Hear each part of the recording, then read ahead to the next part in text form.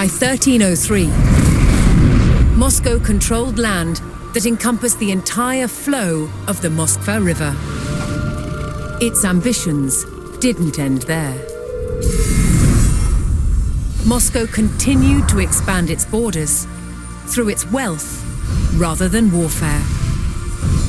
Its tactic was to buy land from bankrupt rulers, acquiring entire towns and villages in the process.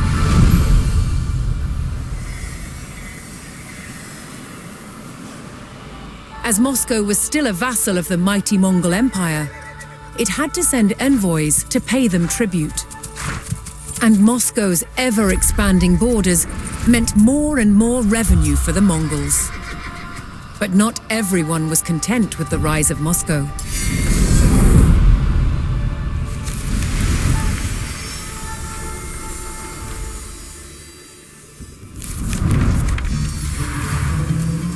As Moscow grew in power and influence, its Grand Prince, Dmitry Ivanovich, reinforced its vulnerable defenses.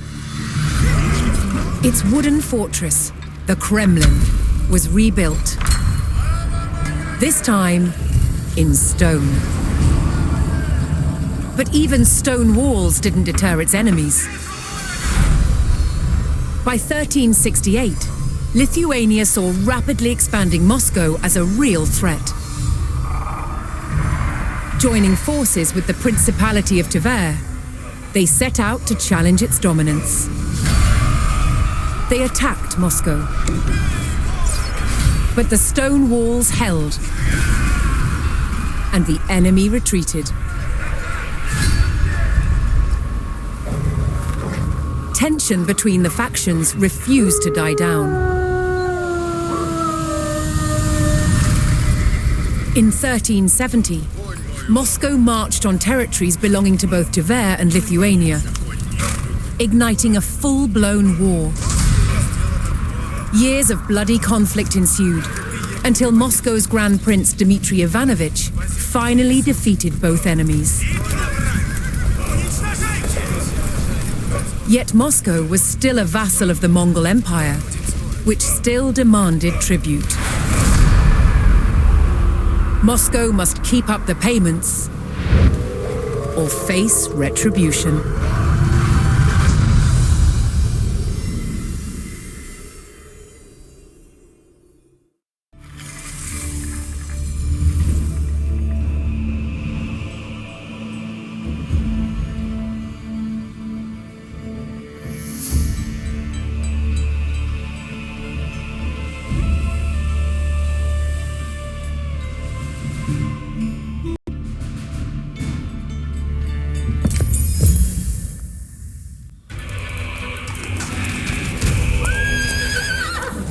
Trade routes between Rus settlements supported a vibrant economy, which in turn allowed Moscow to pay forward tribute to the Golden Horde. If Moscow was to avoid a Mongol attack, Dmitry would have to meet the Horde's tribute demands before the Khan's patience expired.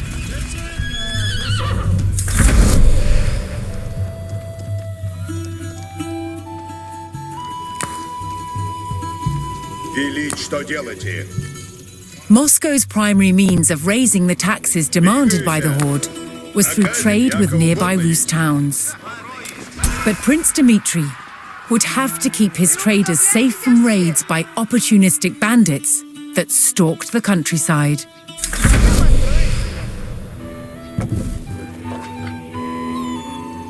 Готов трудитися есть.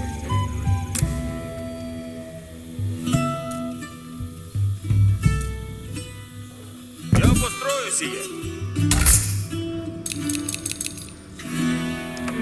While Moscow's trade was strong, Dmitry could bolster his income if he could locate additional trade partners.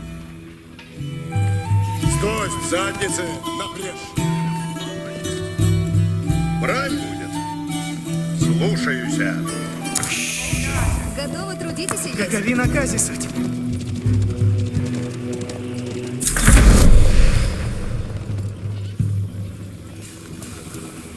Поскору. Направляюся.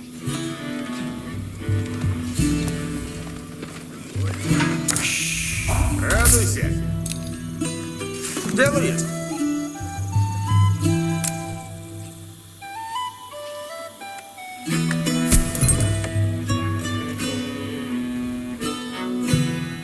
Устроено будет.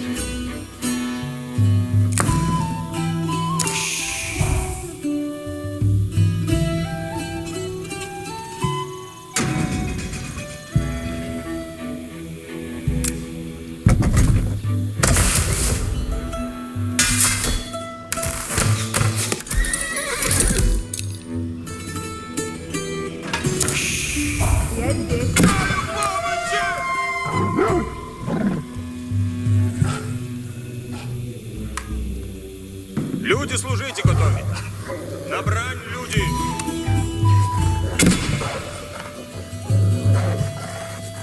Уразумех.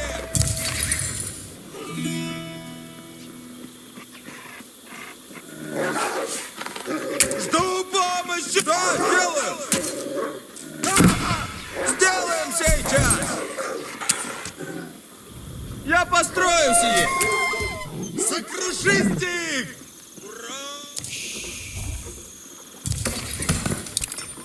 Радуйся. На казе будут. Уразумех. Лихо есть! Начну трудитесь.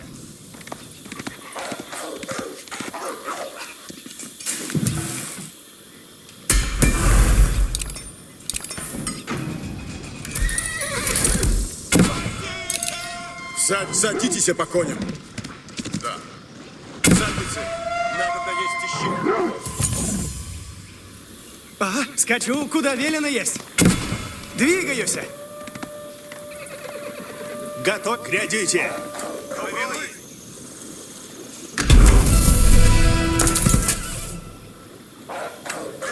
Люди здесь суть!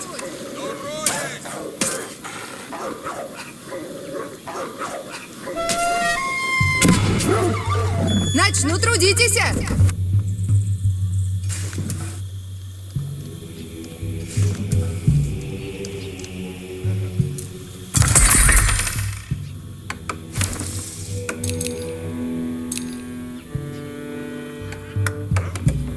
Trade routes brought wealth, but safe passage was not a given with bandits stalking the roads. На каждой суть. Дело сделано есть.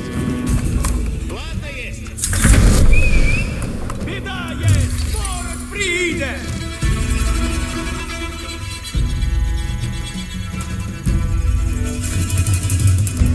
Исправьте чем?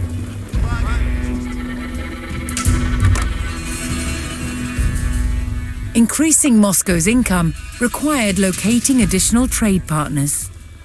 To do so, the Muscovites needed to scout the land in search of new settlements. Слушайте все. Я Слушайте! Дело есть. Укройся, даму. Слушайте.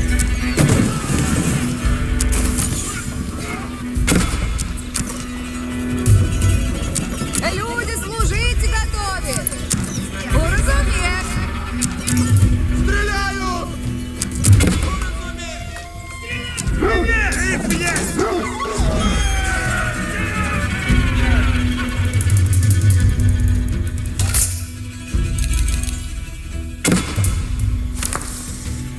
Врядуюсь мы. Двигайтесь, всадники. Люди ждут наказа. Уразумех. Слушай наказ, нос. Будем сразу. Копейщик есть. Копейщик идет.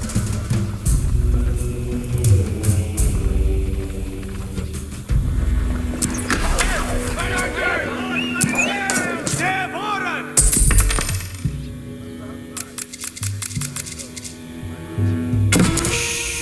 Чего делаете?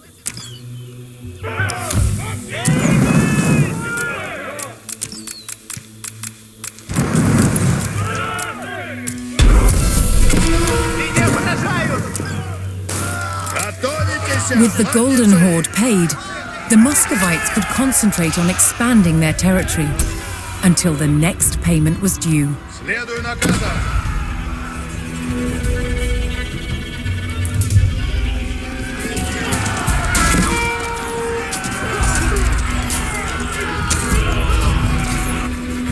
Делаете?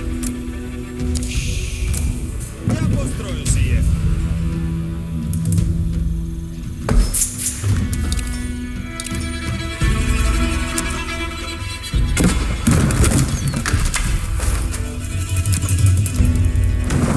Латвийцы готовятся!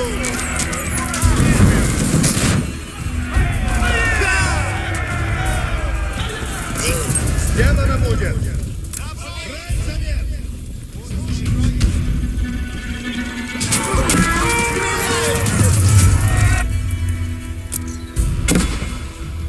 Дворевник готовность.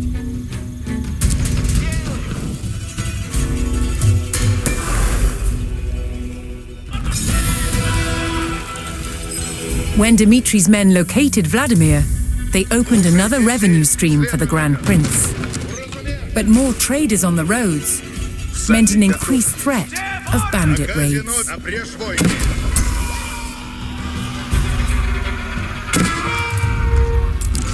Слушайте!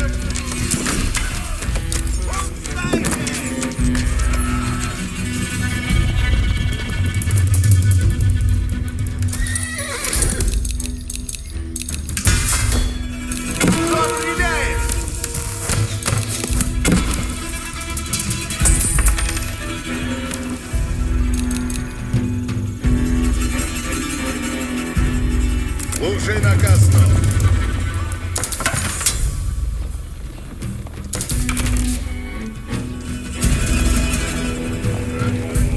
Готово есть. Бой сделано будет. Молчите и слушайте. И исполняйте. Делаю, что велено есть. Брань будет. Нога несут. Напрячь. Дело сделано. Возврата направляемся. Двигаемся.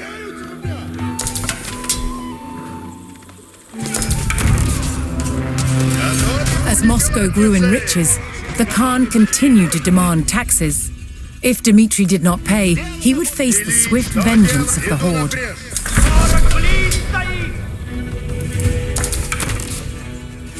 As Prince Dmitri sought to increase Moscow's power, he turned from trading with his neighbors to purchasing their lands outright.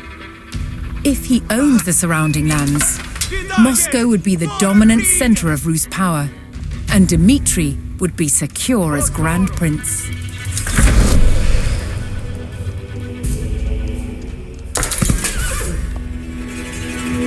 Готов, если наказы. Исполняйте. Есть.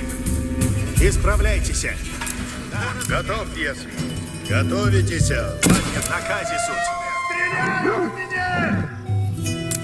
Идем в войне.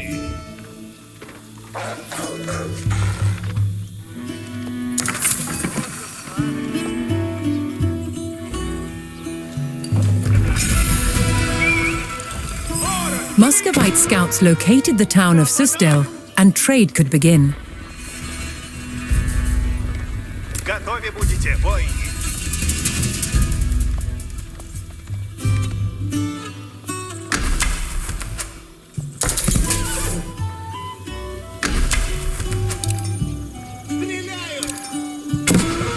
Наказ обрежь на скору. Готовы трудитесь и есть. Труждаюсь.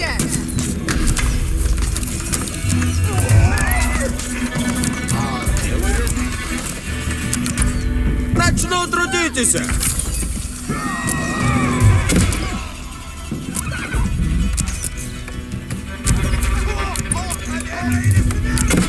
Люди здесь. Люди. Я построю сие. Слушайся.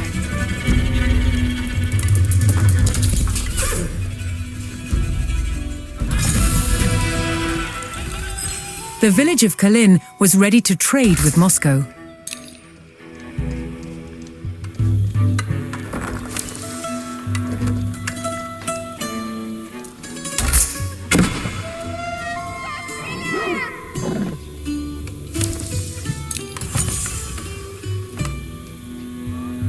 Соглашаюсь. Готовы. Исправляйтесь. Соглашаюсь.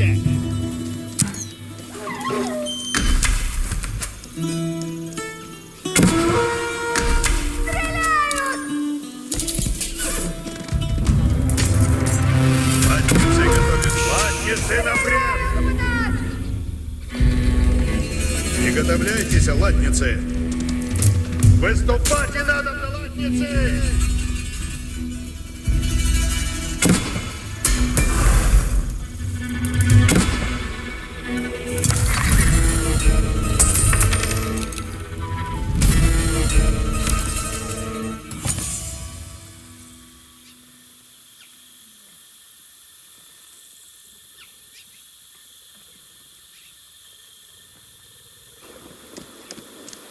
Позоротай готов есть. Скачу, куда велено есть. Скачу, куда велено есть.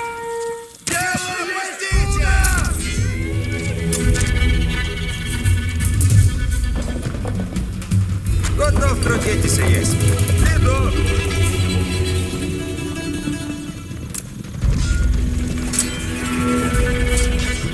Построено будет. Утробу из сеток, яко рыбе!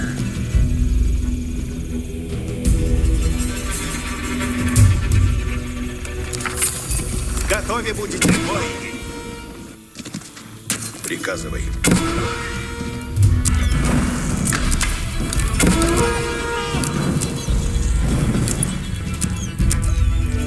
Радуйся. Наказе будут. Огонь вражие! Сие исправляй.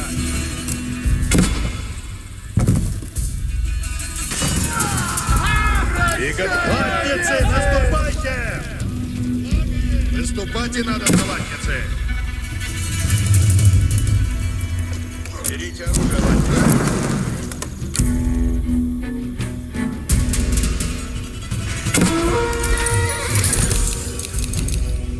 Готовы будете, латницы? Слушайте. Латницы готовятся!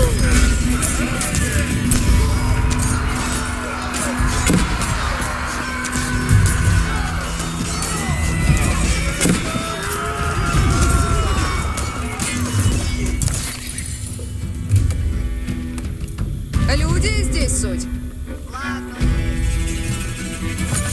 Слушай, Лучник готов.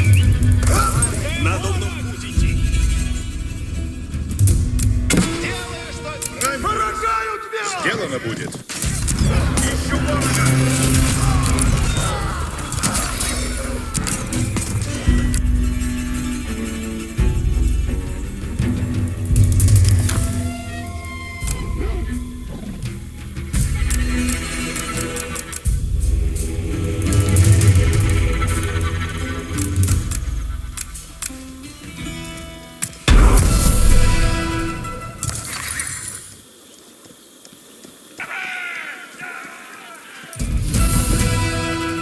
Dmitry purchased the lands of Troitsky and extended Moscow's power. Работа The ждет. town would now generate gold without the need for taxing traders.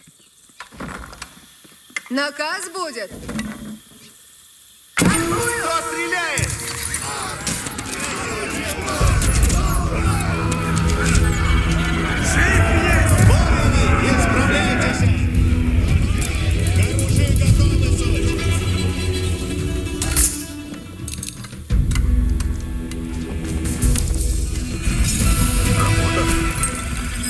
The small settlement at Pereslav welcomed Muscovite scouts and the prospect of trade.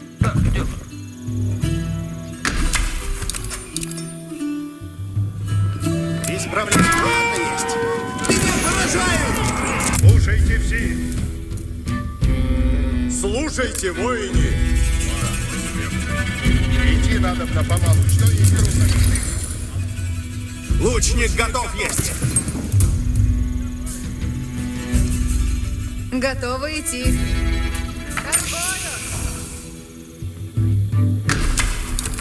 Радуйся. Начну трудитесь.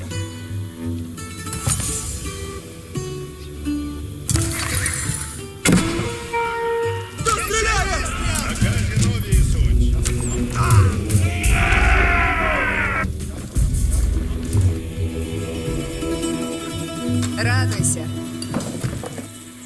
Начну трудитесь. Готов трудитесь есть. Дело есть. Чего делать и надобно? Добуду мясо. Брать будет. На казе суть. Есть добро есть. Приступаем!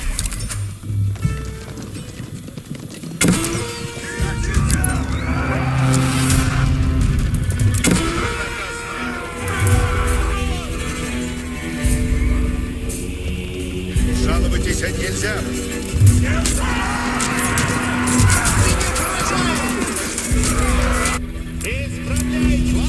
Слушайте, приближайтесь, боязливей. Победите!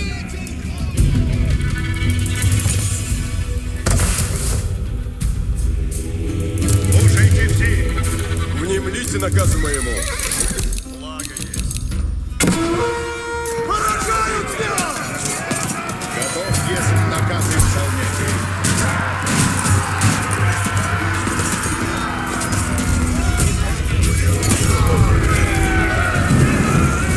The Khan once again demanded taxes from the growing Rus provinces. But this time, the price to keep the horde at bay was higher than ever before.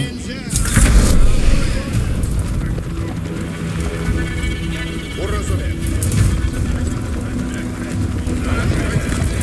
Будем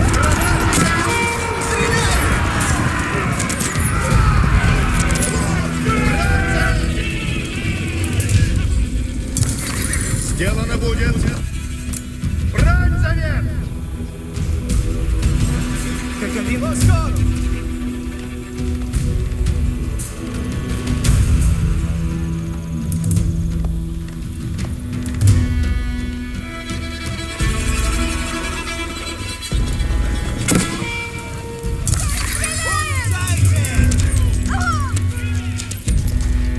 На казино ли суть?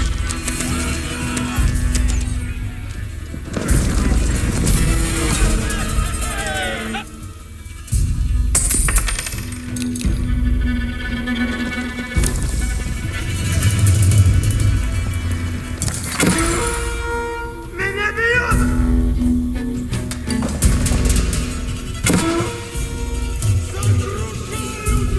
Делай, отправляюсь. Готов обрез поскору! Kerisler welcomed Dimitri's envoys and the coming of Muscovite traders. Слушайте наказ.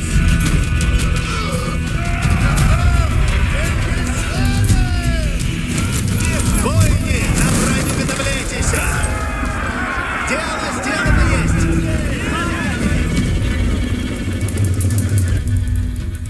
Соглашаюсь. Брать следуй наказ.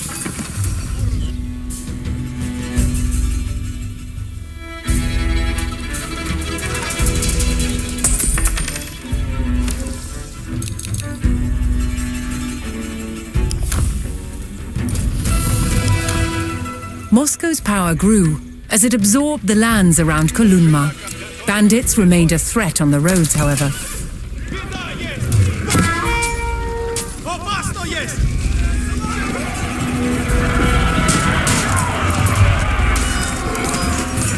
Птицы готовятся! Обрез войны!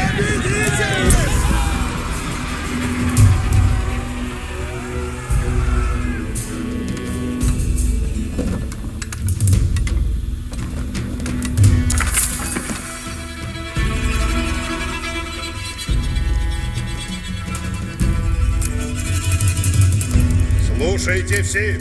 Каков наказ есть? Тот налажен есть.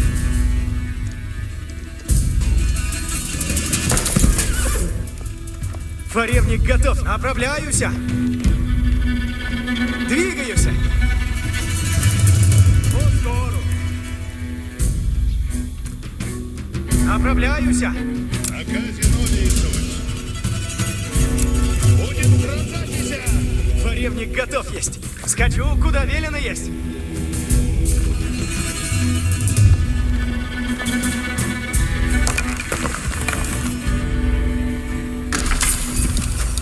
Радуйся.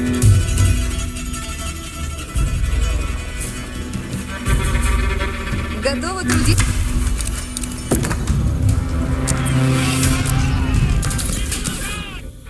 Как двигаюсь? Двигаюсь! Добро есть!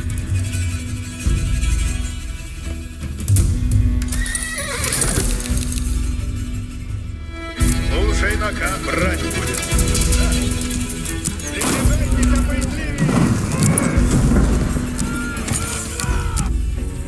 Наказом следую. Ладно, есть. Скачу, куда велено есть. Направляюсь. Повинуюсь.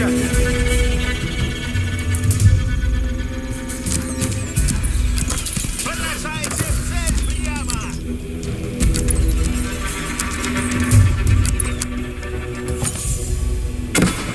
Без сомнения. Наказом следую. По скору. Дело виду уже. Радуйся. Начну трудитесь. Брать будет. Исправляйтесь. Сделано будет. Ладно есть. Наказе суть.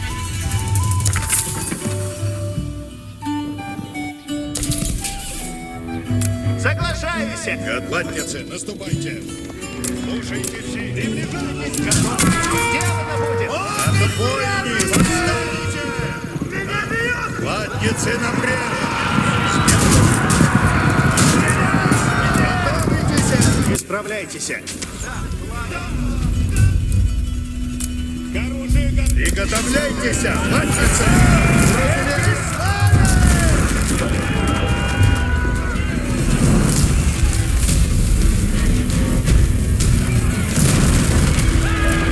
Идти надо на помалу. Что здесь трудного?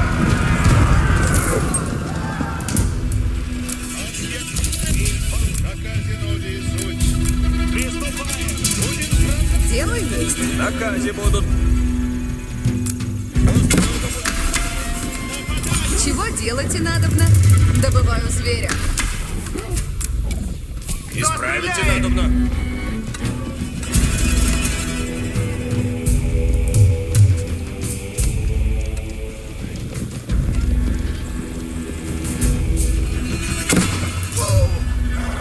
Ладно есть.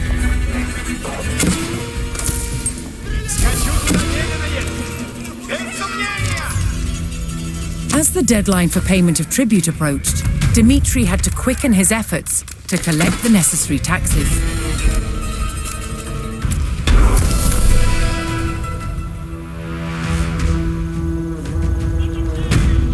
Слушай наказ. Наказе суть. Слушайте все.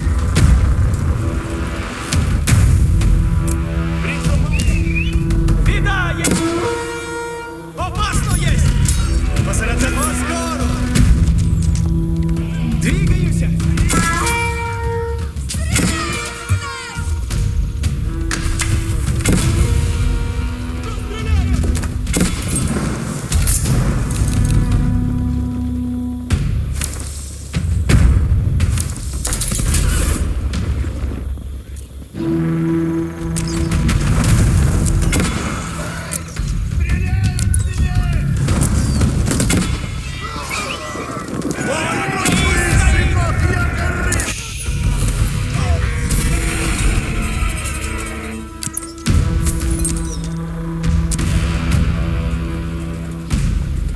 Брать будет.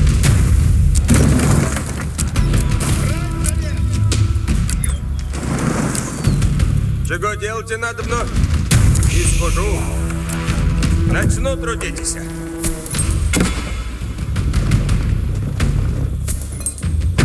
Ладно есть.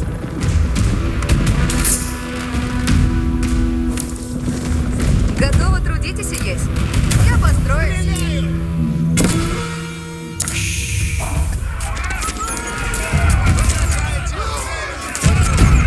Бойни, надо идти. Идем в бойни.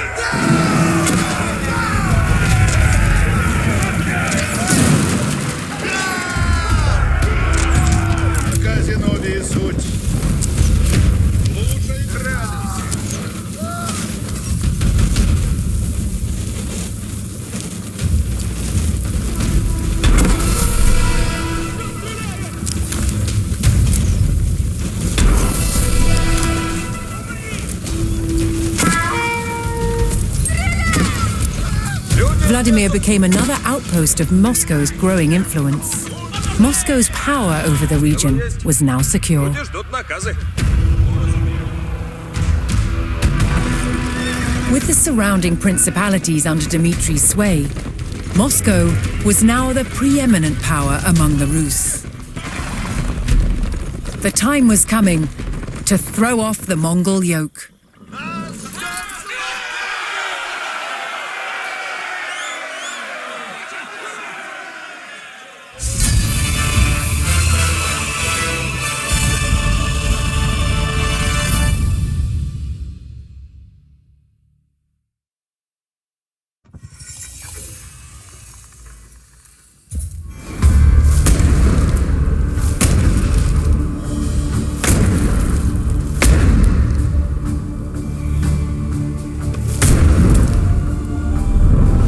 Medieval Moscow, Muscovy, was shielded by vast forests, which slowed the advance of approaching enemies. These woodlands were also an abundant source of timber for building wooden forts. Forts built within urban settlements were called Kremlins. The original Kremlin in Moscow, from at least the 12th century, was made entirely from wood, as were all buildings in the city. To understand how these forts were constructed, a scaled-down version is being made. Moscow built forts in vast numbers. You can see they had an ingenious way of doing it. These standard lengths of wood have V-shaped notches cut into the end, and then they can be simply overlaid into a box construction which forms a cell. No joints, no nails, just the sheer weight will keep them in place. Stacked together both vertically and side by side, these cells created astonishingly resilient walls. They were far better at withstanding attacks from mighty siege engines than simple vertical palisades. And the box construction of Muscovy forts also had a number of other advantages. By filling them with earth or with stone, it made them not only stronger than a single wooden palisade, but it also gave them sturdiness and elasticity which could better absorb the impact of projectiles from trebuchets. And the other advantage of these box structures is that they could be prefabricated. Now, the first step in that process is taking off the bark. This stops wood-eating insects from sheltering beneath the bark and allows the wood to dry, preventing it from rotting. By taking off the bark, this wood will then last for years. Prepared timbers could be stored and then assembled into cells, wherever and whenever needed. And some cells, both on the walls and the gatehouse towers, were not filled with earth. Instead, they were left empty for defenders to use.